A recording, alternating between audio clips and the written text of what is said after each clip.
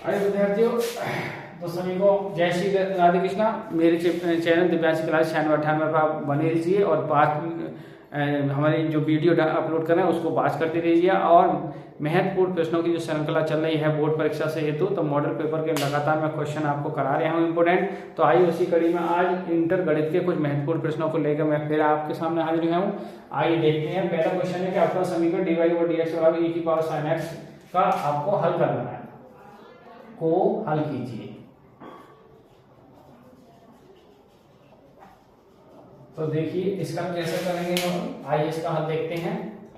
सवाल है हमारा dy/dx बराबर e की पावर x sin x। अब यह dx जो है वो इधर जाएगी तो dy बराबर आ जाएगा e की पावर x sin x और dx। अब देखिए दोनों ओर समाकलन करेंगे, dy इंटीग्रेशन e की power x sin x dx। अब मैं आपको बता दूं एक सूत्र होता है कि अगर आपको याद हो जाए तो ये बढ़िया सूत्र है e की power x sin vx dx। बहुत आपका समय बच जाएगा अगर ये सूत्र आप याद करेंगे। तो e की पावर x बटे a square plus b square a sin vx और v cos bx। अब ये सूत्र यहाँ रखेंगे तो यहाँ से सवाल क्या है, सवाल का ऊपर dy e की पावर x sin x और dx करेंगे। देखिए ये y हो जाएगा e की पावर x इसके अकॉर्डिंग बटे 1 प्लस 1 और a sin x a की जगह 1 और b की जगह 1 है तो cos x plus c constant जुड़ेगा। अब y बराबर क्या हो गया e की पावर x बटे 2 sin x और minus cos x plus c। इसे ये क्या देना है, अब ये लेंगे ये अवकल समीकरण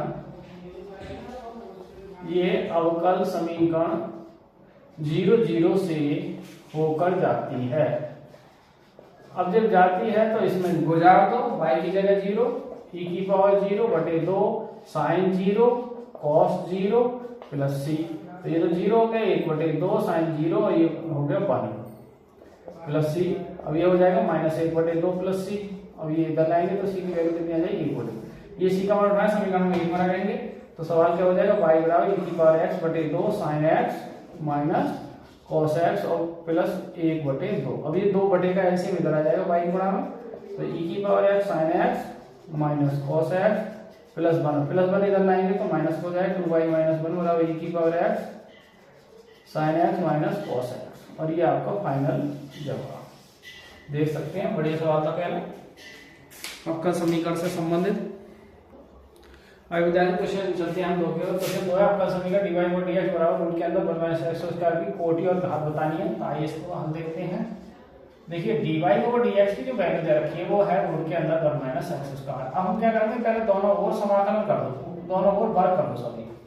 जब वर्ग करने पर तो वर्ग करेंगे तो इधर dy/dx का होल स्क्वायर हो जाएगा और इधर रूट 1 - x² का होल स्क्वायर होगा। होल स्क्वायर से रूट कैंसिल हो जाएगा तो dy/dx की क्या जाएगी वर्ग हो जाएगा 1 - x²। अब आप क्या बताएंगे, देखिए यहाँ डिफरेंशियल कितनी बार हो जाएगा, तो कोटि तो होगी इसकी 1 और घात उसी की एक बार कोटि, उसकी पावर कितनी है 2, तो घात तो होगी। बढ़िया सवाल था, पूछा था।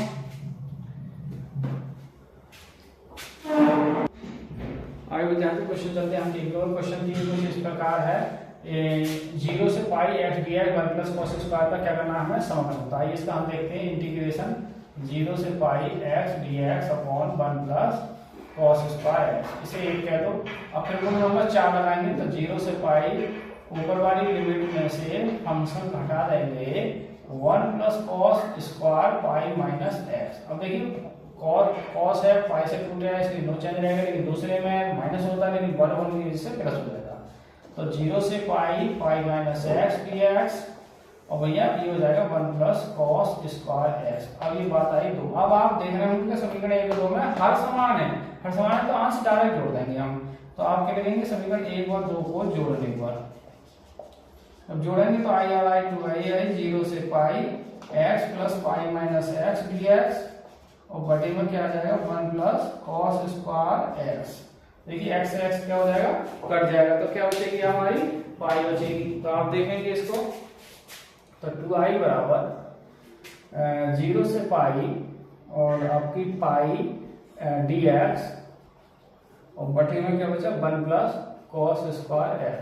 अब cos की जगह हम क्या करेंगे, देखिए कॉमन करेंगे cos को, तो 2i कॉस को 0 से पाई पाई डी एक्स, कॉस कॉमन करेंगे वही कॉस स्क्वायर कॉमन, तो यहाँ 1/m आ जाएगा कॉस स्क्वायर एक्स और प्लस 1 हो जाएगा यहाँ। अब देखिए कॉस ऊपर जाएगा क्या हो जाएगा 0 से पाई डी एक्स, ऊपर जाएगा कॉस हो जाएगा sec square x d x upon नीचे भी सेक स्क्वायर एक्स प्लस 1। अब पाई 0 से पाई, अब देखिए सेक स्क्वायर एक्स का तो है ही अंश में, इस सेक स्क्वायर की जगह लिख सकते हो 1 प्लस tan स्क्वायर एक्स और प्लस 1 है ही, तो पाई मैं 2 से ही गुणा कर दूं तो ऊपर वाली लिमिट जो है वो आधी हो जाएगी, पाई बाई 2 हो जाएगी sec square x d x और नीचे क्या हो जाएगा 2 प्लस tan स्क्वायर एक्स। अब देखिए और ये 2i चल रहा है, 2 से 2 कट जाएंगे तो i बराबर क्या बचेगा पाई 0 से pi sec square x d x upon in दो को लिख सकते हैं √2 का वर्ग और tan x का वर्ग, tan को t मान लेंगे तो अंश मिल जाएगा, तो इसका जो समाकलन है वो आपका हो जाएगा i बराबर पाई, समाकलन करूं मैं तो ये हो जाएगा 1/√2 tan इनवर्स tan x बटे √2 और लिमिट जो लग जाएगी वो 0 से पाई बाई 2, तो पाई पाई √2 कॉमन कर सकते हैं ये, तो यहाँ लगेगा देखो tan इनवर्स, अब यहाँ पाई बटे 2 रखेंगे तो ये इनफाइनाइट हो जाएगा और ये क्या हो जाएगा tan 0, तो पाई बटे √2 और tan इनफाइनाइट का जो मान होता है वो क्या होता है पाई बाई 2 और ये क्या हो जाएगा 0, तो कुल मिलाकर पाई स्क्वायर बटे 2 √2 आएगा इसका आंसर। फाइनल जो जवाब होगी वो पाई स्क्वायर बटे 2 बढ़िया सवाल था, आप देख सकते हैं। आगे क्वेश्चन चलते हैं, 4वां क्वेश्चन का है एक घन का आयतन 9 घन सेमी प्रति सेकंड की दर से बढ़ रहा है, यदि इसकी कोर की लंबाई कोर जो हो 10 सेमी हो तो इसकी पृष्ठीय क्षेत्रफल किस दर से बढ़ेगा। तो आइए इसका हम देखते हैं, बड़ी सवाल है। तो माना घन की भुजा x है, ठीक है, तो अब घन का जो आयतन होता है, घन का आयतन क्या होता है भुजा की घात 3, आयतन भी कितना भुजा की घात हमने x माइनस x की घात 3, अब डिफरेंस करेंगे d/dt, तो 3x की घात 2 और dx/dt। अब देखिए dt/dt आयतन का मान दिया है इसने 9, तो 3x²। अब हाँ और x की जगह जो भुजा है वो कितनी है, x की जगह कितना है 10 का स्क्वायर, तो dx/dt, तो ये इसके बटे में आएंगे तो dx/dt की वैल्यू आ जाएगी वो आ जाएगी 9/3 गुणा 100, 3 से भाग करेंगे 3, तो कुल मिलाकर 3 बटे के आएंगे 100 cm प्रति सेकंड।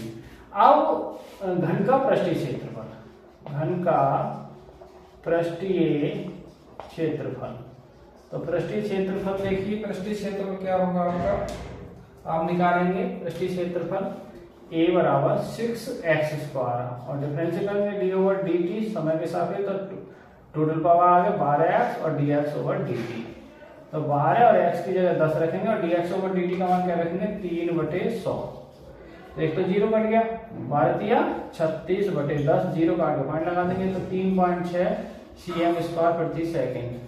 तो जो क्षेत्रफल है पृष्ठीय क्षेत्रफल 3.6 गुणा cm² प्रति सेकंड की दर से बढ़ेगा। आइए विद्यार्थी, तो आज की वीडियो पे अंतिम क्वेश्चन की ओर चलते हैं। अंतिम क्वेश्चन इस प्रकार है कि x की पावर x फंक्शन की पावर फंक्शन का अवकल गुणांक हमें ज्ञात करना है। आइए इसका हम देखते हैं।